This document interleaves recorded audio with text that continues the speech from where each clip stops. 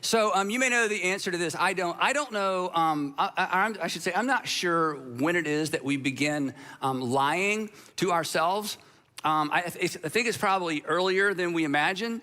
And again, some of you may know the answer to this. I don't know when we stop lying to ourselves. It may coincide with our breathing. You know, it's like when we stop breathing, we finally stop lying to ourselves. And, you know, it doesn't take long. I mean, by the time you're in middle school or high school, we get pretty good at catching other people when they're lying. But we're not so good at catching ourselves when we're lying, not lying to other people. We're not so good at catching ourselves lying when we're lying to ourselves. Now, lying to others, and please don't misunderstand this, lying to others is somewhat understandable. It's not excusable, but at least it's understandable because you know, people suddenly they just tell a lie to get out of a pinch or to, you know, save their self-esteem or their reputation. And there's sometimes it seems like there's some short-term gain by lying. There's not long-term gain, generally speaking. And so, you know, lying is inexcusable, but at least it's understandable. But lying to ourselves, lying to ourselves, lying to ourselves kind of makes me believe in total depravity because it's totally ridiculous and it's confusing. Lying to ourselves, I mean, how many selves do we have? I mean, who's lying to who, right? Now, if you're listening to this thinking, well, Andy, I don't lie to myself, perhaps you just did, okay? So that's the point, is like, I know. And the reason you did and you don't know about it is because you're really, really good at it, and we're all really good at it. And one of the reasons we're so good at deceiving ourselves, which is another way of saying lying to ourselves, one of the reasons we're so good at deceiving ourselves is we don't call the lies that we tell ourselves lies. We call them something else. We dignify them, right? We call them reasons. We have reasons, which is reasonable. And we want to be reasonable because we don't want to be unreasonable because you work with somebody who's unreasonable, and perhaps you have some friends who, you know, you don't want to be unreasonable. So when we decide to do something we know we shouldn't do, or something that we know there's probably another reason we're not doing, another reason we're actually doing it, instead of throwing our hands up in the air and say, I don't know why I did this, we come up with reasons. The reason I was late to work is it was traffic. It was traffic. Now, I did get up a little late, and I did piddle around, and I went down to, you know, Twitter rabbit hole, then I went down an Instagram rabbit hole, and then I looked up and oh my goodness, but really the reason I'm late is traffic. I'm just gonna stick with traffic because traffic is reasonable. Then I get to work late and I say, yeah, the school traffic, you know, the schools are back. They're like, they've been back for months. I know, but in my area, I think the schools, so we come up with reasons, and then we believe these, right? The reason that you don't eat better, I mean, you have a reason, and you have a reason in your mind why you don't eat better, why you don't exercise more. You have a reason why you blow up. When somebody says certain things, or she says certain things, or he says certain things, you lose your temper, or you just kind of go all inside and kind of go nuclear quiet, like what's wrong, nothing, what's wrong, nothing, what's wrong, nothing. Why do you do that? Well, you have a reason. You have a reason why you're leaving. You have a reason for why you're staying. I'll just let you fill in a blank. The reason too much, don't elbow anybody or say it out loud, but the reason you do, and if I were to ask you, why do you so much? You have a reason. But the reason you would give me, and more importantly to our conversation today, the reason you give yourself may not actually be the reason, because the actual reason that you too much may be a secret. This is the crazy part, a secret that you're keeping from yourself. I know, to keep you from having to face the truth about yourself. It really is crazy, and we all do it. Instead of telling ourselves the truth, we just make up stuff. And that's what we've been talking about. We manufacture, or we make up, or we create excuses. And we disguise our excuses as reasons because we want to be reasonable. So maybe, just maybe, here's where we're going today. Maybe we should call it not like it is. Maybe we should call it like others see it. Because I hate to break it to you, the people around you and the people who know you, they know when you're lying. They know when you have lied to yourself and bought your own reason and made it, or your own excuse and turned it into a reason. They know when you're manufacturing excuses, and the reason I know that they know is because you know when the people around you are doing it as well. And we think nobody's catching on to our excuses that we've disguised as reasons. They see our reasons for what they really are, excuses. Paper walls. So today we're in the third part of our series, Paper Walls, moving beyond the excuses that hold you back, moving beyond the excuses that hold you back. There are things we said that we should carry forward season to season in life, things we should carry forward year to year, good habits, good friends, but there are things that we should definitely leave behind. And this entire series is about one of those things that we should all leave behind, namely our excuses. Excuses, as we said, are like paper walls. From a distance, they look impenetrable. From a distance, they look like they're actual obstacles. From a distance, it looks like, hey, the reason I can't move forward, the reason I can't stop, the reason I don't start, the reason I don't go back, the reason, well, the reason is it's this. But as we get closer and as we get honest, not with the people around us, as we get honest with ourselves, we realize that many of our reasons aren't really reasons. They're just excuses. They're just paper walls, and they're paper walls that are holding us back. And then over time, as we've said, our excuses, and this is when you know that you got work to do because you hear yourself. Our excuses, they become our becauses. These are the becauses that we retreat to when somebody confronts us, the becauses that we run to and hide behind when somebody brings it up. Why don't you? Well, because. Well, why haven't you? Well, because. Why do you always? Because. When she shows up, why do you? Because. When he shows up, why do you? Because. When those why do you keep on doing that? Because. Why don't you start? Why don't you go back and finish? Because. Why don't you just forgive her? Because.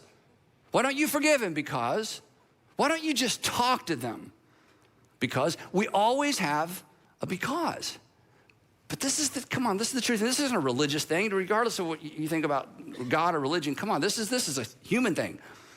Sometimes our because isn't the cause. Our because is just an excuse masquerading as a cause, and we all do this. In fact, probably all of us have some of those that we're carrying around right now. So in this series, here's what we're asking. We're asking a big question, and we have, we're approaching it from, sort of a Christian perspective and then just a kind of a common sense perspective. So just in general, here's the question we're asking. Is it possible? That is, would you be open to exploring? Is it possible that you are missing out in life because you've walled yourself in? Is it possible that you are living behind a paper wall or paper walls that you explain and you've bought into personally and you've lied to yourself? You believe these really are actual obstacles that you can't move beyond, but they are walling you in, and they are keeping other things and other people out, opportunities out, relationships out, better relationships out, your physical health out. Is it possible that you're hiding behind self-imposed, lie-infested excuses? And they're constructed of all kinds of things. They're constructed sometimes of things people have said about us to us, things that people have called us when we were younger, the things that people have branded us. Is it possible, and here's the big one, is it possible that you've invented, that's what an excuse is. We say, why are you making excuses? Why are you creating or inventing excuses? Is it possible that you have invented a reason that's not a reason? Is it possible that you have invented an excuse for why you behave a certain way, why you react the way you react, why you react the way you overreact? And when you're confronted, or when people give you that look, or when you find yourself getting all wound up again or going back into that dark cave again, and you immediately defend it with your list of becauses, is it possible that some of those reasons aren't the reason? There's something else going on?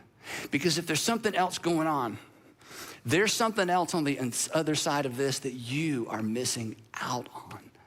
And the real dilemma, or not the dilemma, the real problem, the thing that should really bother us is that over time, a single excuse can actually become a king in our life. A single excuse can become a tyrant. A single excuse can become the boss of you.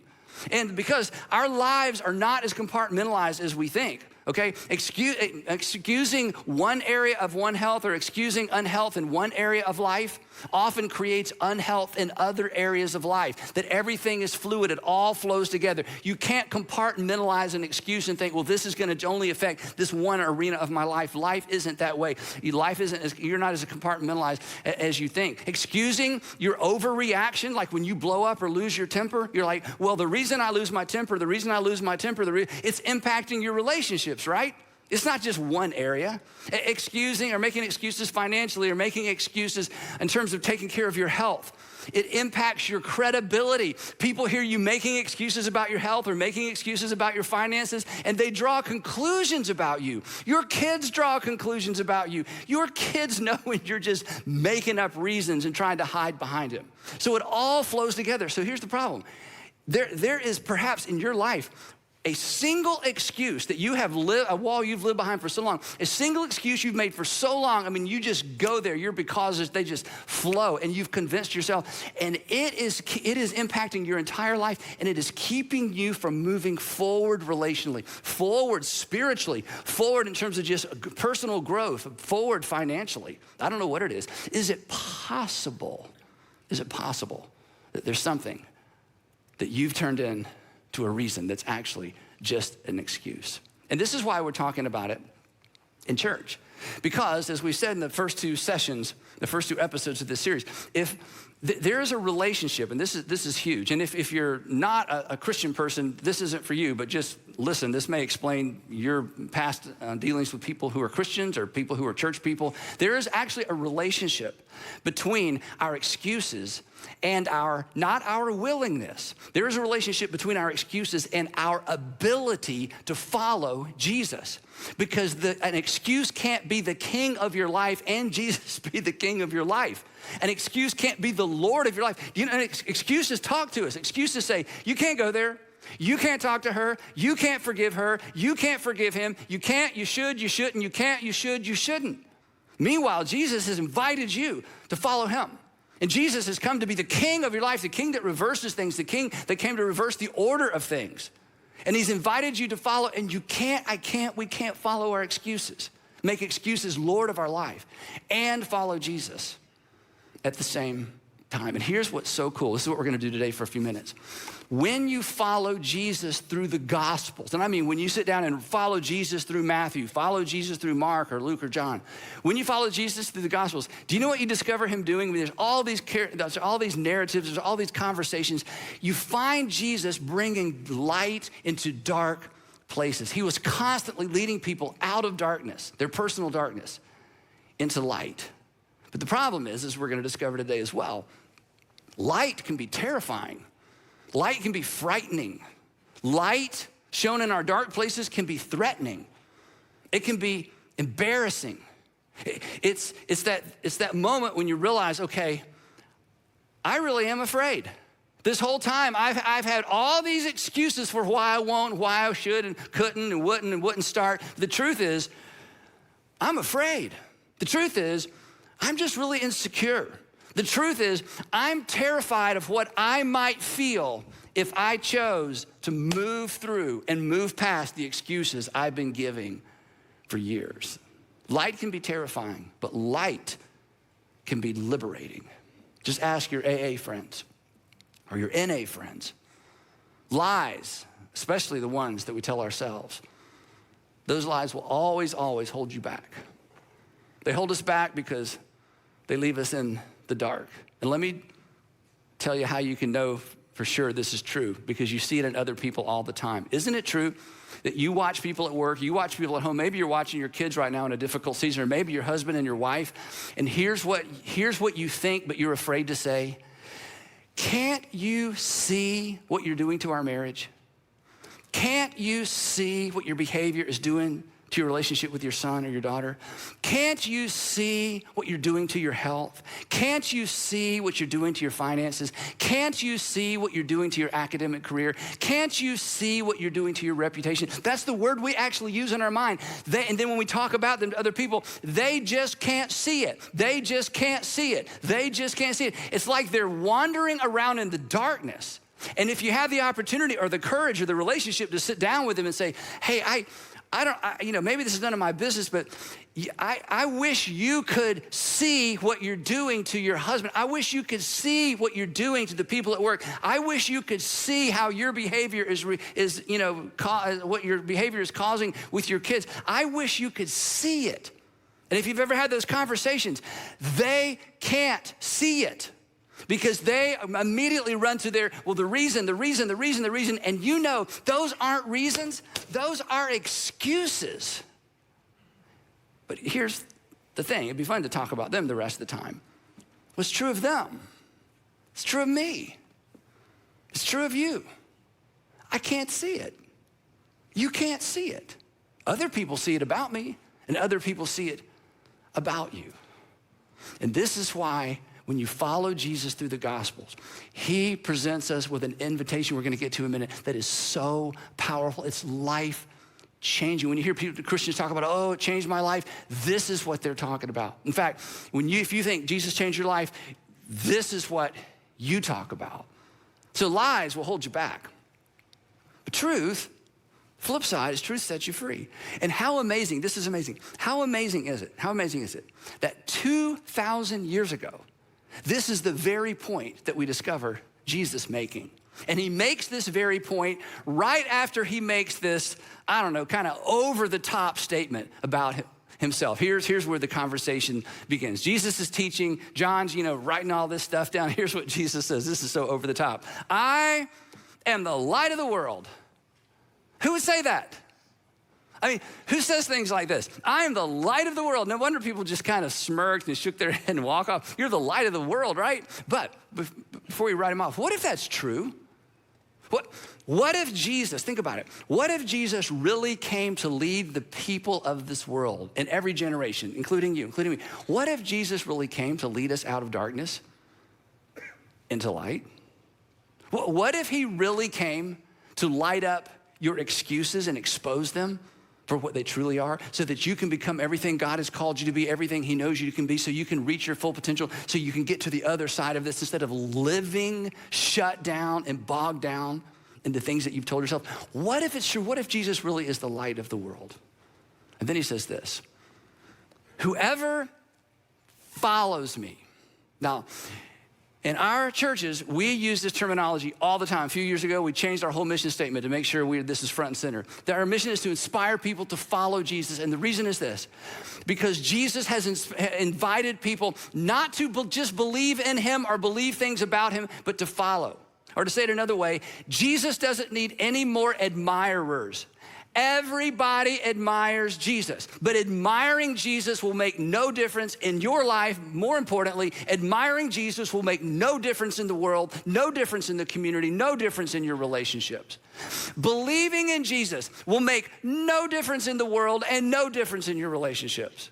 Believing things about Jesus, and this is why he's so direct. He says, I want you to follow me. And because of the invitation, we can almost guess what he says next. If he's the light of the world and he invites us to follow. I am the light of the world. Whoever follows me will never walk in darkness, but will have with them always the lamp or the light of life. Jesus saying, look, I want to light up the dark places. I want to lead you through your paper walls. I want to expose the things that are keeping you back from fully engaging with your family, fully engaging with your potential, fully engaging or overcoming your fears and your insecurities. But for that to happen, it's not enough to sing songs about me. It's not enough to admire me. It's not enough to believe in me. It's not enough to, in some intangible, conceptual way, I trust you. He says, you got to follow me because I'm taking you somewhere. And it was the men and women who followed Jesus that turned the world upside down. It was the men and women who followed Jesus, not just admired Jesus, who would shape Western civilization. Now, when he said this, his first century audience, there's all kinds of people there, and there's always religious leaders taking notes, trying to trap Jesus. And John tells us that when he said this, the Pharisees challenged him, and they said, just write him off. Here you are, here you are appearing as your own witness. Your testimony is not valid. You're claiming things about yourself, and you can't claim things about yourself. There's no way to prove that you're not the light of the world. Folks, this guy is crazy. But the crowd didn't leave because they suspected something about Jesus. Later in that same conversation, he says this is so powerful. He says, if you hold to my teaching, this is conditional. What's gonna follow? It's a conditional clause. If you remain in my teaching, if you focus on, embrace, if you organize your life around my teaching, if you will do what I am teaching you to do, then and only then you are really my disciples or my learners or my followers. And if you will do what I ask you to do, and if you will embrace what I've asked you to embrace, if you will follow my teaching, that means you're my follower. And then, and only then you'll know the truth. Then you'll recognize what's true. Then you'll quit making excuses. Then you'll quit rationalizing. Then you'll quit resisting. Then you'll receive. And when you know the truth, when you have that aha moment, when you have that, oh my goodness, my whole life, I have been hiding behind these becauses, and they're not even real reasons, they're just paper walls. He says, in that moment, if you'll follow me and you become my disciple, you're gonna know the truth, and the truth will set you free. It will set you free to, ready for this?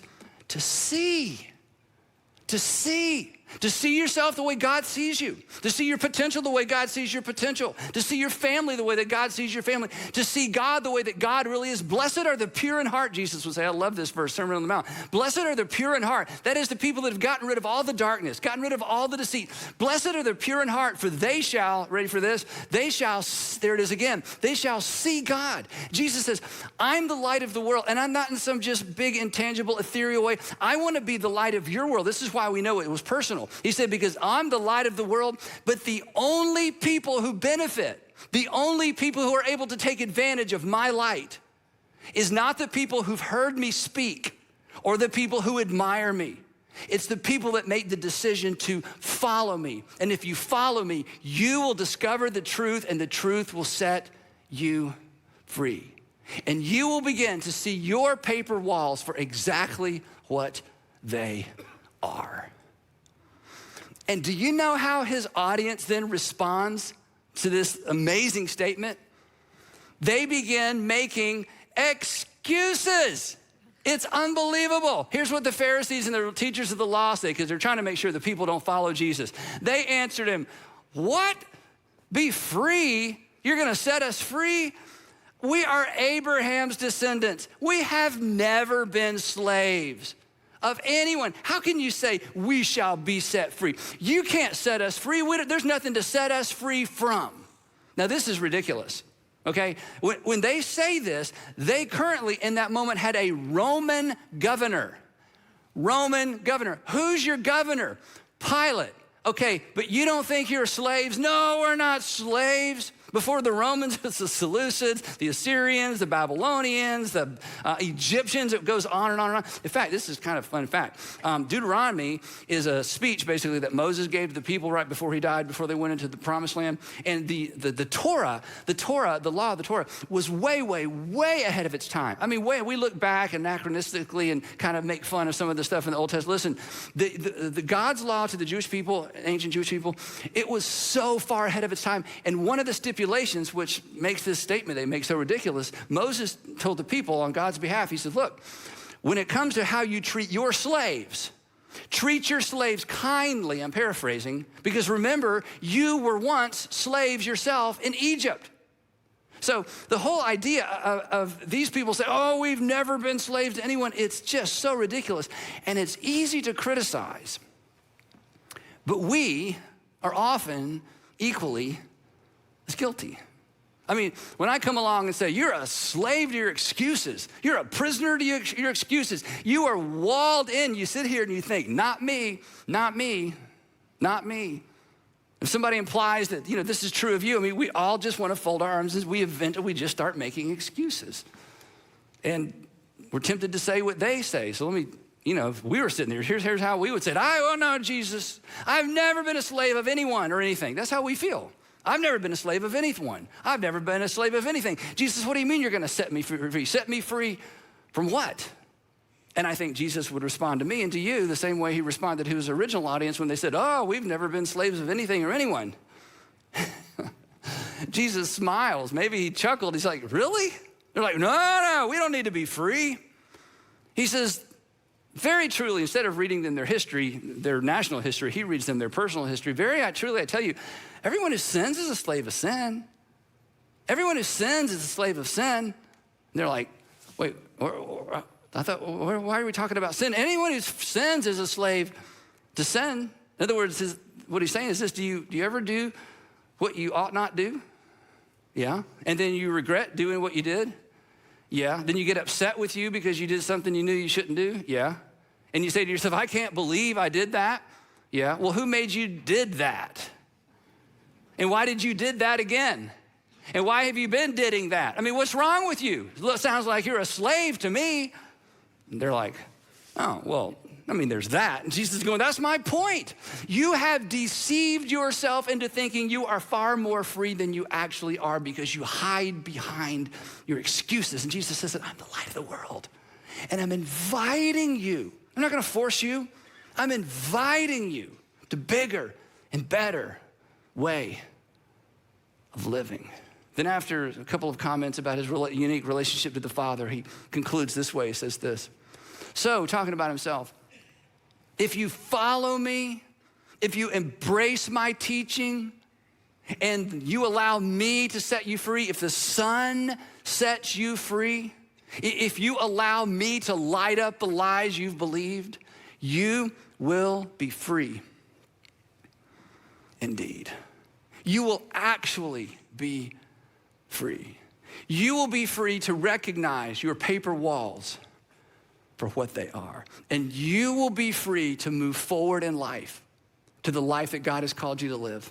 Because following Jesus will make your life better, and following Jesus will make you better at life because he's the light of the world and he's come to light up all of our personal darkness. And here's the thing, whether you believe Jesus is the Son of God or not, following Jesus will make your life better and he will light up your life. It's true. In fact, every single first century person in the first century that chose to follow Jesus, they did not believe he was the Son of God. And they followed him anyway. In fact, everybody who followed Jesus, this is so interesting. Everybody who followed Jesus, when he was arrested, they unfollowed. Unfollow, not doing that. Nope, going, gotta go. The Gospels tell us, they write it into the story, they write themselves in as cowards, that when Jesus was arrested in the Garden of Eden, the followers were like, oh my goodness, no, we're following. No, they weren't following, they were fleeing. Unfollow, out of here.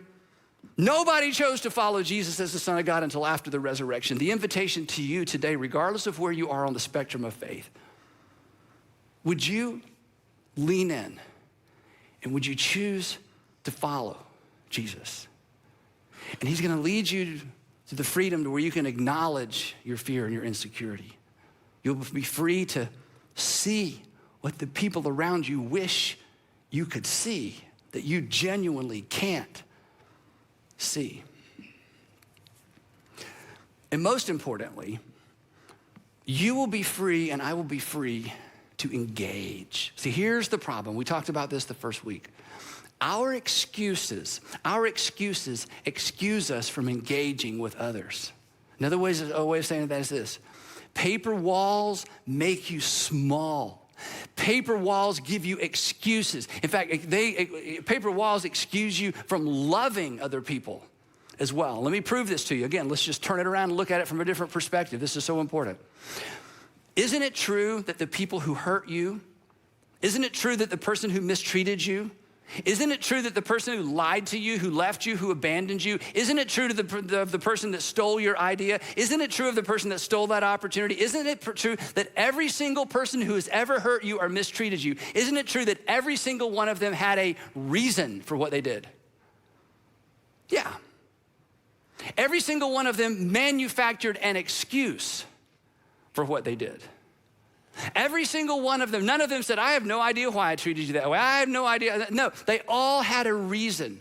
and they couldn't see it. Their paper walls resulted in you being mistreated. And one of the most frustrating things in your life, perhaps that you've had to carry, is that they never saw it. So they never apologized and they never owned it. And the reason they never owned it and the reason they never came clean with you is they really genuinely can't see it because they've created a paper wall and they've lived behind it and they've defended the way they've mistreated you or mistreated your husband or wife or one of your children. So here's the question. Do you want to be like that? Do you want to be like that? Do you want there to be people in the world who have been so hurt by you, and when it comes to mine, you're like, well, of course I did that. Of course I said that. Of course I responded that way. Of course I lost my temper. Of course I took that. Of course. And they're locked down because you can't see. And this is why this is such a big deal for everyone, but it is a really, really big deal for any of us who say that we're Jesus followers and claim Jesus as a Savior. Because we may unintentionally hurt people because of our paper walls, because paper walls make you small, they make you self-centered, they make you preoccupied with what's yours, what's owed to you, how you feel, how they or how something makes you feel. They enslave us to our self-centeredness. You paid when they did that to you. You don't want anybody else to pay because you're unwilling to see. Here's something that should scare you into activity. If you can't see that you're wrong, you'll be wrong your entire life. If you can't see, why can't she see? Why can't he see? If only he could see, if only she could see. Come on, back to you. If you can't see, if you are unable, if you never get to the place where you can see what you currently can't see, if you never get to the place where something lights up the lie that you've believed about yourself or the inaccuracy, you could be wrong your entire life, which means you could excuse your whole life away. You could excuse that bad habit away, your health away, your family away, your peace away. You could excuse your faith away. But there's a better way. Jesus said, I'm the better way. I am the way. I am the truth. And that's why I am the life. In fact, in the first century, you know this, they called it the way because Jesus invites us out of darkness into the light. I am the light of the world, he said. Whoever follows me, gets up every day and says, yes, where are we going? What are we doing? What do we need to change? Who do I need to call? Who do I need to forgive? Who do I need to contact? I'm the light of the world. Whoever follows me will never walk in darkness, but will have the light of life. Do you know what this looks like? It looks like this. I see what's wrong with him, but I'm gonna begin by looking in the mirror to see what's wrong with me. I see the speck in her eye. I wonder if there's a log in mine. I'm not gonna because my way through this. I'm gonna ask Jesus to expose what needs to change in me. I'm gonna begin with me. I'm not gonna hide behind, but look what she did and look what he did. Did you hear what she said? Did you hear what he said? I am excused from any kind of character. I am excused from being like Jesus in this situation. Jesus says, follow me. We're going through. You know what it looks like? It looks like forgive. You have 1,000 reasons not to forgive. You have 1,000 reasons to hang on to your anger. Jesus says, come on, we are going through. You are not gonna sit back here and suffer because of the bitterness that eats you up from the inside. Follow me, we're going through. As I forgave you, you forgive them, let's go. I'm not gonna call him, oh yes you are. No, it was his fault, I know, but you're gonna initiate reconciliation. No, I'm not, oh yes you are, follow me. Because see, I am the Savior who came into the world, a sin-filled world, to initiate reconciliation with a rebel race. This is what I do. And if you're gonna follow me, then we are gonna initiate reconciliation even though it was their fault. And you're gonna be free. And you're gonna admit you're really afraid, and you're gonna admit you're really insecure. And that's okay. It'll be terrifying, and you'll be free. Isn't that how you want to live? Isn't that how we all want to live? Doesn't that make the world a better place? Following Jesus, not believing in, not respecting, not admiring. Again, Jesus has all the admirers he needs. You want to change the world? You want to make a dent? Then you follow. And you allow him to light up your life. And it's horrifying, terrifying, liberating. And on the other side of all this mess, you're a better person. And you're in a better position to make the world a better place. So one more time. Is it possible you're missing out because you've walled yourself in? Is it possible? Come on, dads. Is it possible you started shutting your kids out, your wife out? Moms, is it possible you started shutting him out? And you know what? If I were to ask you, why do you do that? Why do you say that? You got 1,000 reasons. But maybe they're just excuses. And maybe it's time to move beyond that. So here's Jesus' invitation. It's so powerful. And again, regardless of where you think Jesus falls on the God, not God, Savior spectrum. I mean, again, he invited all kinds of people, extended this invitation to all kinds of people. It's the starting place. If you hold to my teaching, then you really are my disciple. And you're gonna know the truth, whether you like it or not. I'm taking you there. And it'll be terrifying, and it'll be uncomfortable, and you'll have to have some conversations you never imagined having. And on the other side of them, you will be free. Follow Jesus, and you'll be free to see. You'll be free to be the husband, the father, the employer, employee, the son, the daughter, the grandparent, the citizen that God's called you and set you up to be. Now, if all that sounds like preacher talk, I get it. You're not alone. When Jesus, this is amazing. When Jesus wrapped up this whole conversation, they picked up stones to stone him.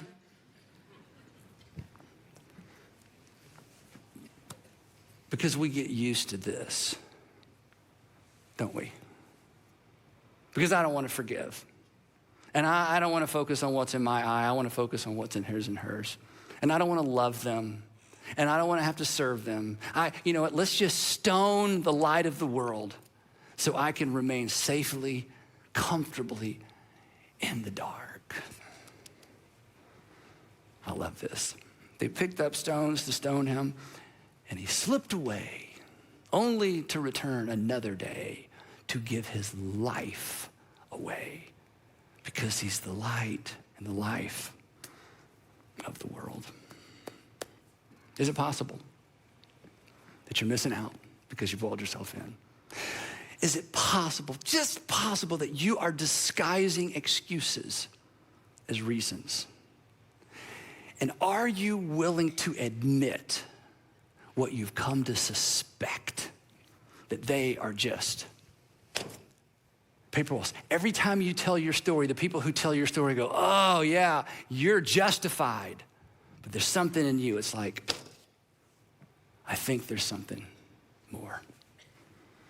I don't know when we begin lying to ourselves, but we all do it. Jesus invites all of us to leave our fact-free excuses behind and to face up to and embrace the terrifying but liberating truth about ourselves, our interior lives, our attitudes, our fears, our insecurities, our past. And he says, if you will allow me to set you free, I love this, you will be free indeed. You know what that means? That means no matter what anybody else does to you, and regardless of how anybody else treats you, they will never force you to live behind paper walls, because you will know the truth, and the truth will set you free. And we will pick it up right there next week as we conclude the series, Paper Walls, Moving Beyond the Excuses That Hold You Back.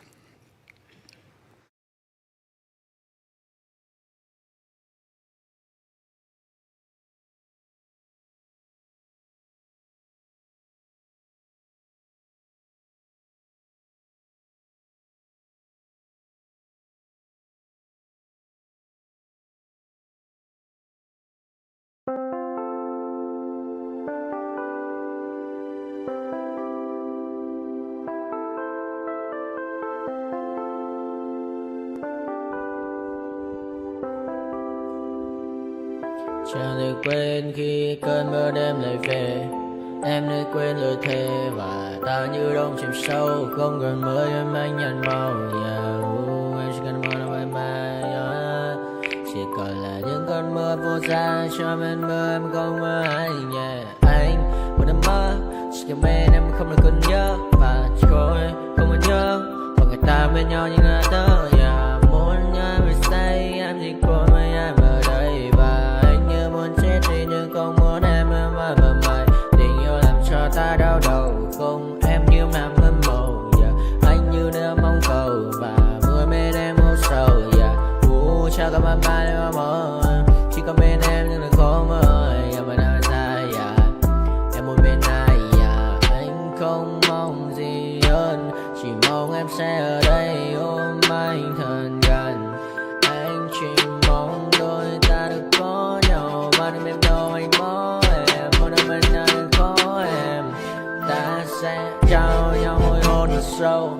Ôm anh cứ mưa bằng ngâu. Và em chỉ nằm đâu. Anh không muốn em ở đâu đâu. Một cơn gió thứ anh không mơ cầu.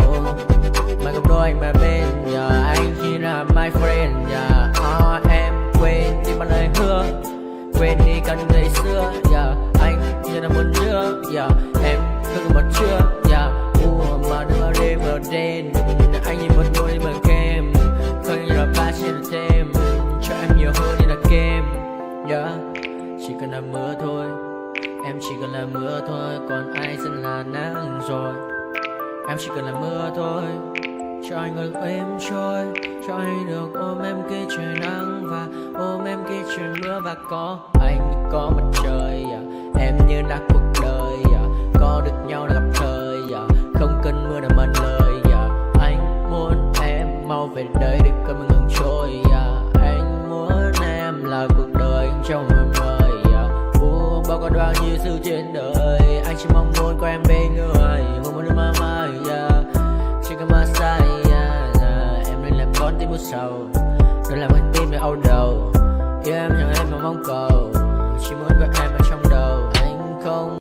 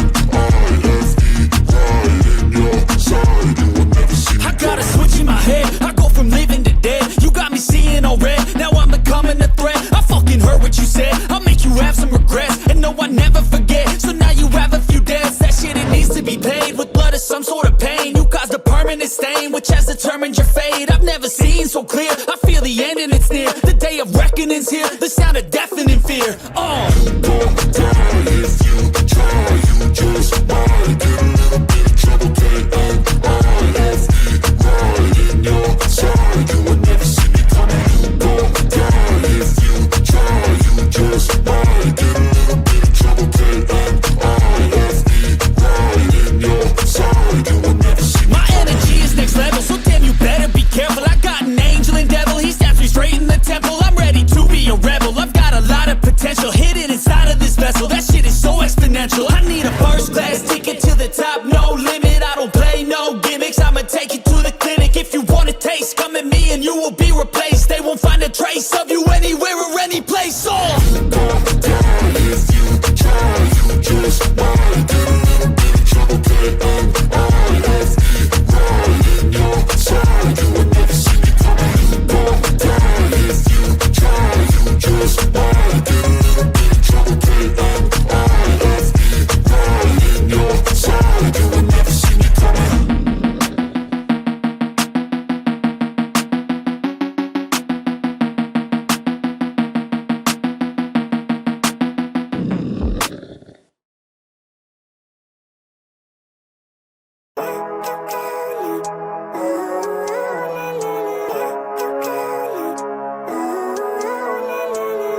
Living life, every day, late at night, not okay. All I want, and I pray, all I need are some better days. Fuck me, I'm looking in the mirror, so foggy, but I've never seen clearer. I don't really think anyone can save me, and honestly I'm not really sure I want saving. I like to be my own worst enemy. There's no risk if you don't try at anything, so I'ma just get buying everything. See you in the next life, have to be a better me. I don't think that my head's on straight, gotta flip it and grip it and go and get an x-ray. What's wrong with me? I just feel weight pushing on my chest and it squeezes till I suffocate. Better change my mindset, meditate. It's pretty cool that I'm alive and have better days. I could walk, see, hear, I should celebrate. Think I could change my mind, maybe elevate. Living life, every day, late at night, not okay. All I want, and I pray, all I need are some better days. Yeah, all I need are some better days. Cause all I want, and I pray, I believe in the better days. I'm kinda stuck between a rock and a hard place. Do I work hard or live at my pace? You're only young once, yeah that's all great, but I also want a future where I'm okay. Living life is doing lots of cocaine. Wait no, it's living with no shame. Wait no, it's sleeping in on Sundays. I guess it's different for each of us and that's okay. Well I just wanna be happy, how to get there? Glad that you asked me. I think it's different for everyone. Some of us need work, others need fun. Some of us need purpose to overcome. But try to do what you love when it's said and done. Cause there's so many differences in each of us. Trust your gut, it can show you what you want. Living life, every day, late at night, not okay. All I want, and I pray, all I need are some better days. Yeah, all I need are some better days. Cause all I want, and I pray, I believe in the better days. Living life, every day, late at night, not okay. All I want, and I pray, all I need are some better days. Yeah, all I need are some better days. Cause all I want, and I pray, I believe in the better days.